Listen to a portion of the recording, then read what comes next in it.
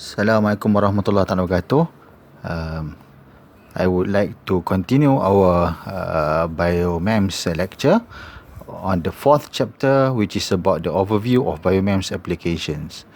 Okay, and I would like to make a disclaimer that all the contents of the lecture is just for education purpose, okay, and not going to be used for any commercialization purpose.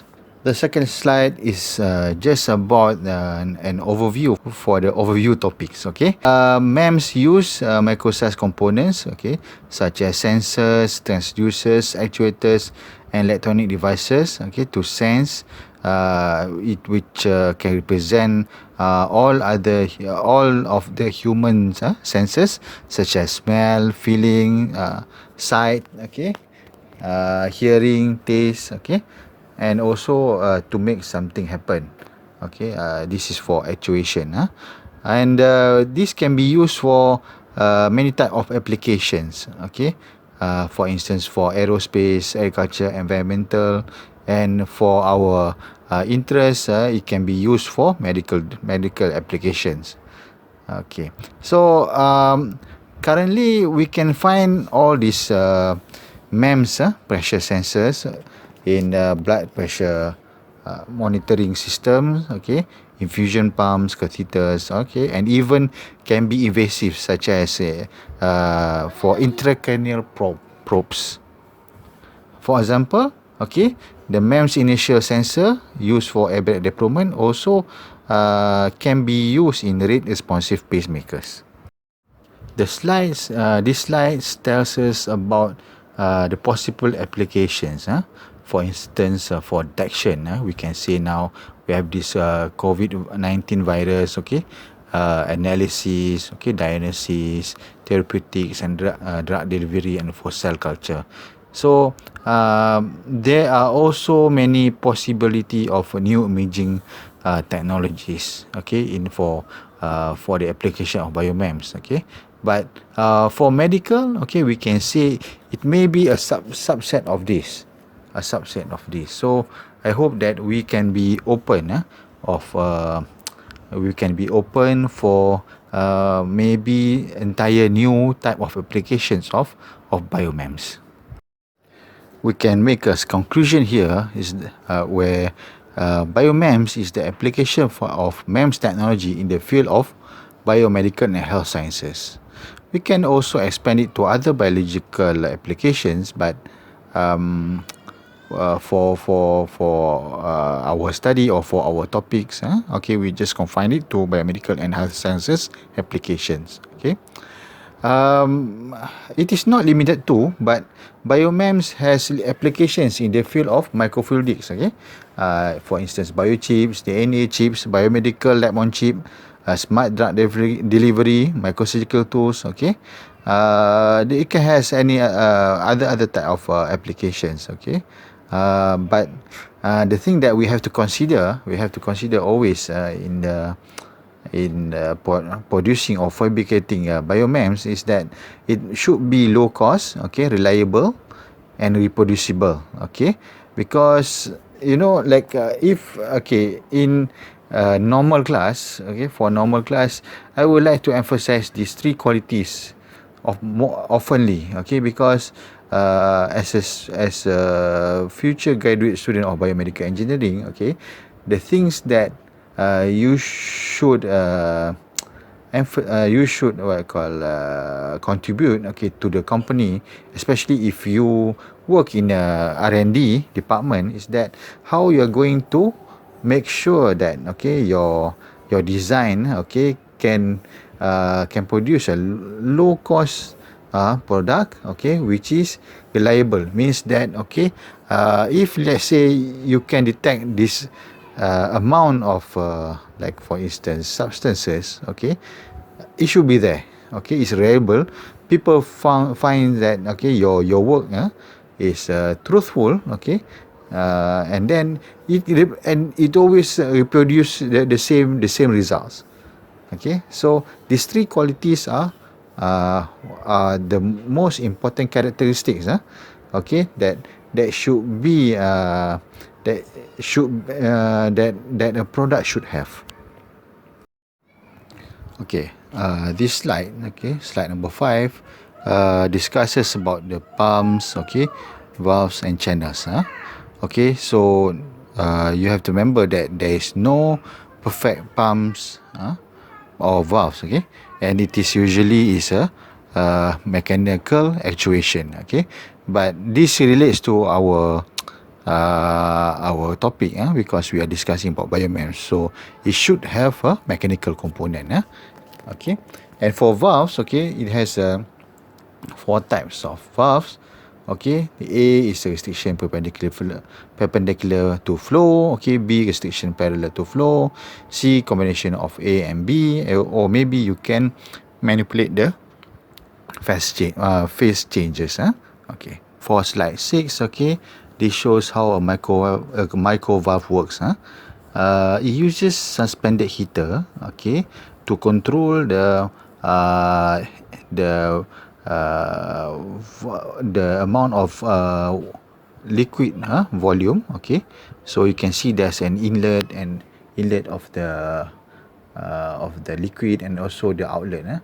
But the flow, okay, is controlled by by a heater. Okay, you can see the heater there. Okay, you can see the heater and also the working fluid which responded to the micro heater, so it will push, okay, the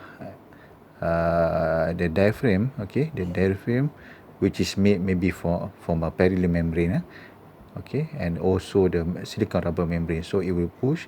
This will control the amount of the liquid that will flow from the inlet into the outlet. Okay, slide 7 shows a bubble gate valve. Okay, this is one of the common questions that can come out in the final. Okay, this shows this bubble gate valve shows the basic operation of the valve. Okay, you can see that there's a platinum wire. Okay, the platinum wire will heat up the coil. Okay, so the coils, okay, boil water to produce bubble. Okay, when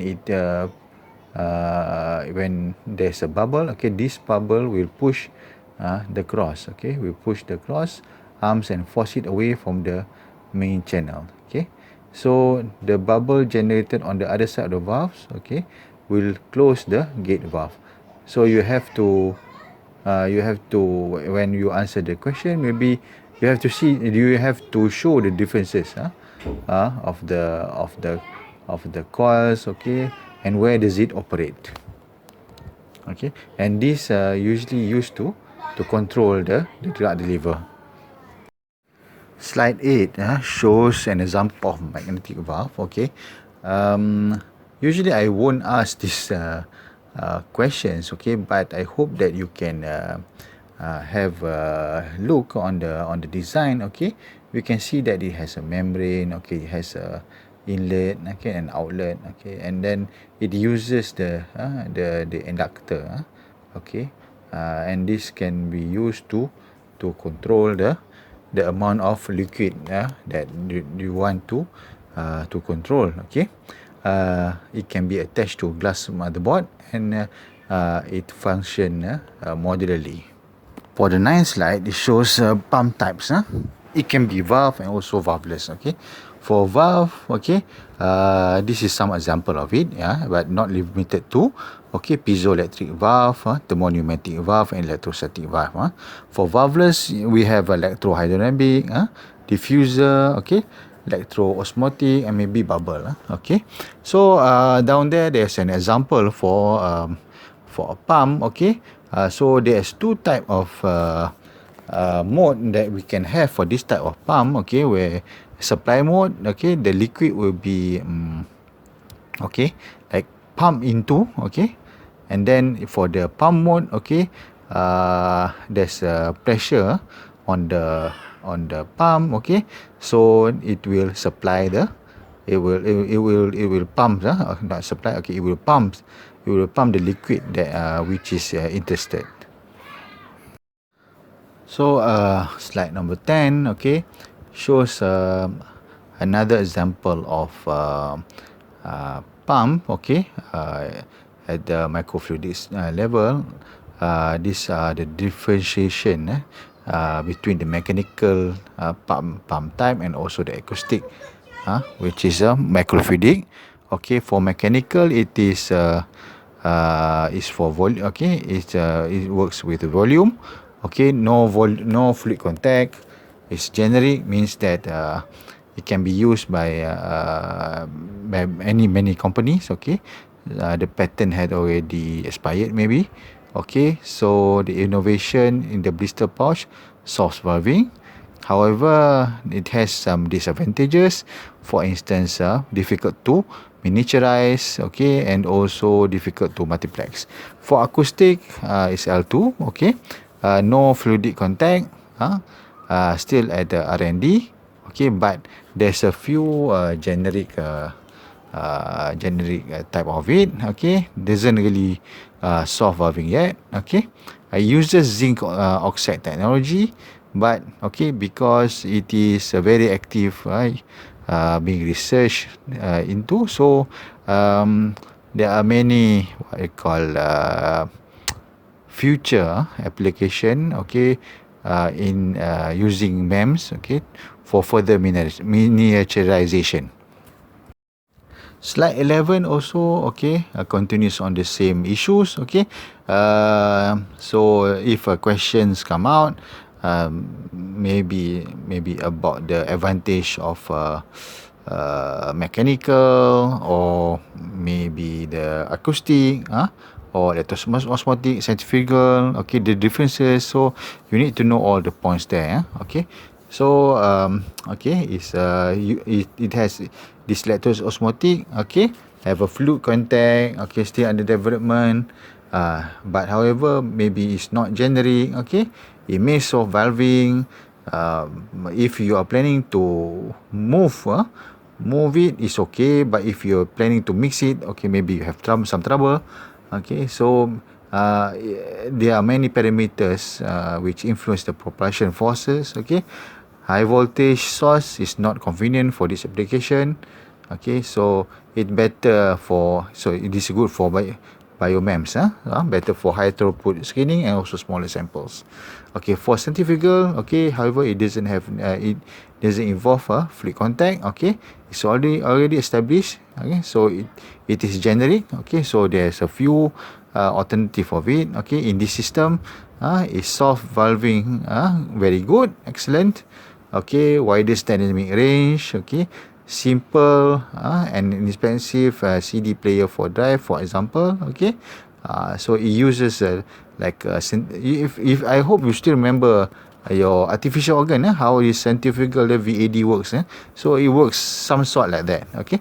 So that's why it is easy to mix, okay. Most functions demonstrated, okay, you can use it for cellular works, and it is easy for you to prepare the sample and good for diagnostic. So if you see this, okay, you maybe if a question comes out, if let's say you don't know how to answer it, if you know the points, maybe it can help you in answering the question. Slide number 12 is about electroosmotic pumping, okay. If you still remember your microfluidic slides, okay, it also tells you about electroosmotic pumping, but now it tells you the application of it, okay. So this system requires materials with surface charges, and it should be, or it preferably to be permanent, okay. If it's not permanent, you got to have a system which can provide the electrical charges, okay. Okay, glasses and many polymers have permanent negative surface charge, okay. Positive charges can assemble on the surface, okay. So these applied charges will pull the assembled charges, and this will start to drag the bulk material, which move the liquid. Okay, slide number 13 summarize the mechanical actuators for pumping. Okay, there are few types there: electrostatic, thermal, shared memory alloy, pneumatic, hydraulic, piezoelectric, magnetic, chemical and biological. Okay.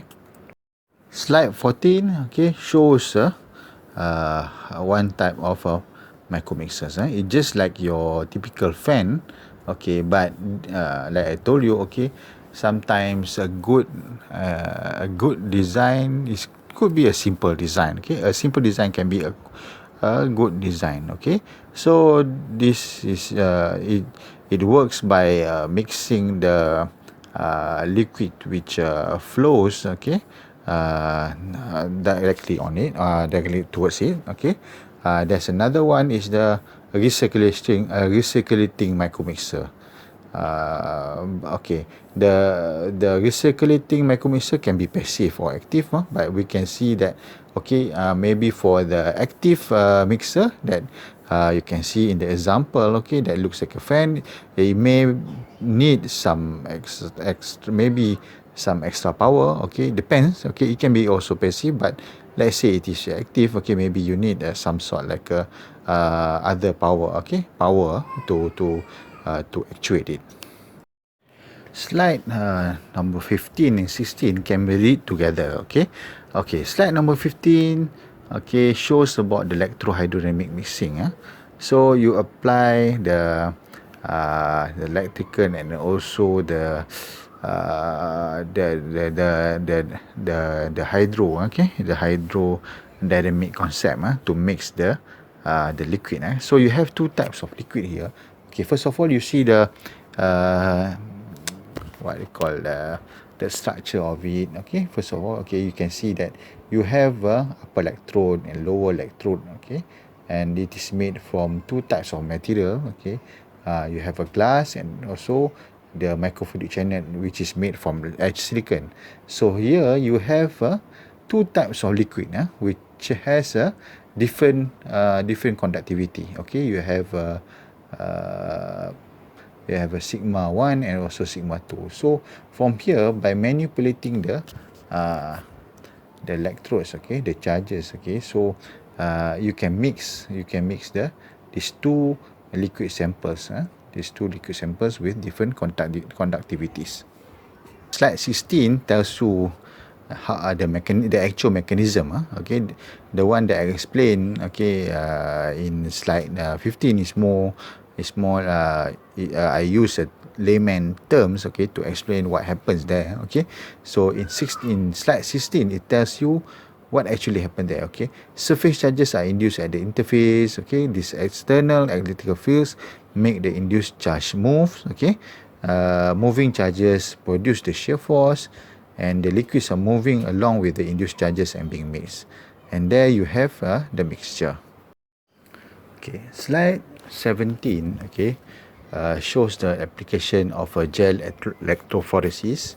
Okay, if you still remember, if you refer back to the microfluidic slide, okay, on this topic, we have discussed about the components of our sample that we test, okay, using this concept. Okay, so it will travel along the gel material of the electrophoresis. Okay, and it depends on the charge and also maybe the weight of the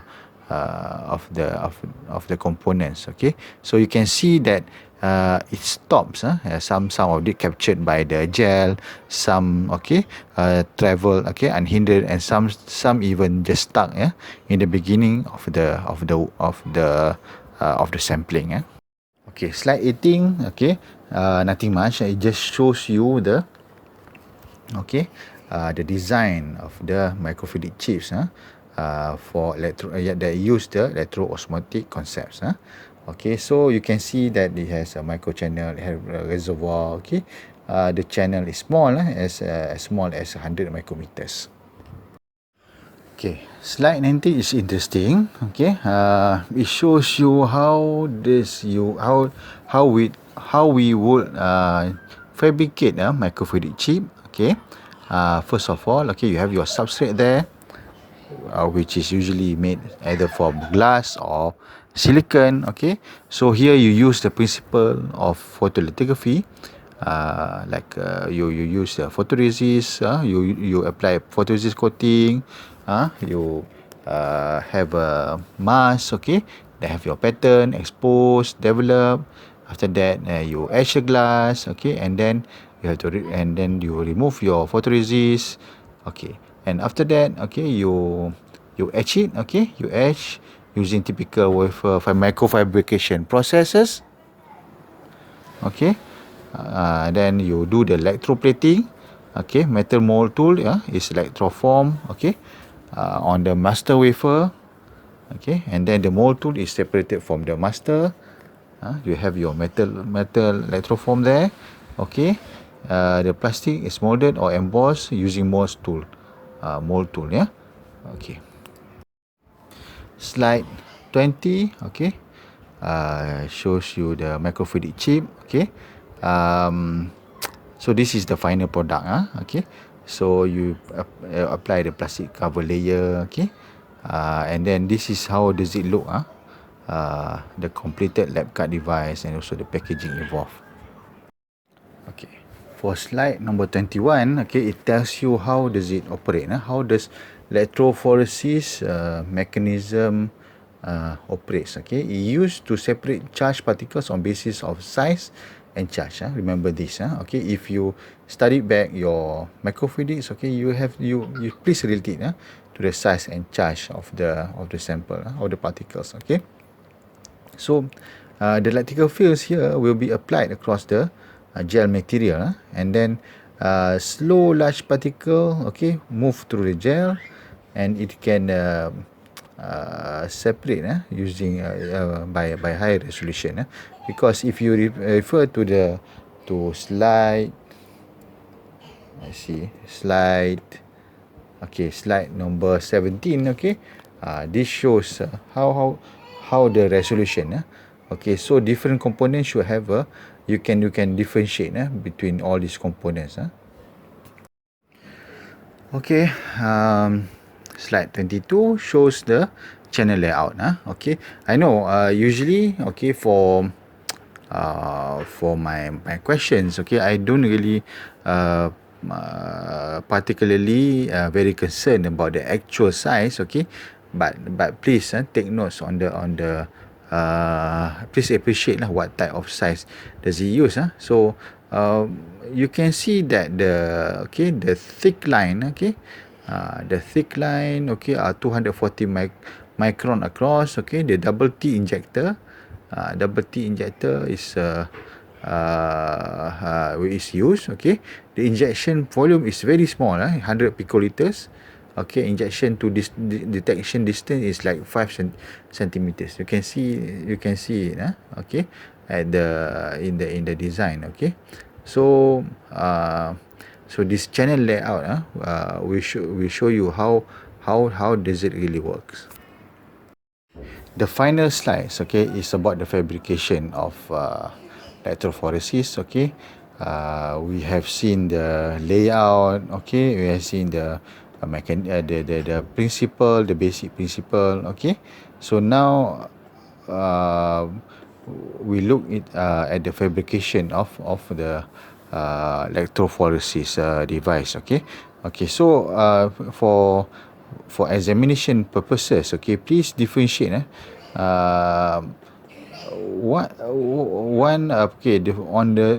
on slide 19 is about the microfluidic chip fabrication for this electro-osmotic system, okay, chip, okay, and this one is for electrophoresis specifically. So if you answer it wrongly, okay, you may got some marks, but okay, but then you can't get the full marks for this, so okay, you can see that this tells you how electrophoresis device or channel being made, okay. So here you have it is fabricated on 4-inch square plates, glass plates, okay. And then, okay, the mask used is chromium mask. Okay, so what is the function? Okay, it is used to etch the glass plates. Okay, so you mask the glass first. Okay, with a chromium mask. Okay, then okay, you use, okay, because glass is, okay, you use something that can etch the glass, okay, which is the either hydrofluoric acid or nitric acid. Okay, nitric acid. So these two chemicals, either one can be used, okay, can be used for to etch the channels, okay, the electrophoresis channels, okay. And then 2 millimeter, okay, after you have etched it, okay, 2 millimeter excess hose drill in the second plate. You have another one, the second plate, okay, and then you air squeeze out, and then it is bonded. Okay, it is bonded at 440 degrees Celsius for 2 hours. Okay, so for this lecture, okay, I would like to thank all of you, okay, and I hope that you can do well for the for test 1 next week. Thank you very much.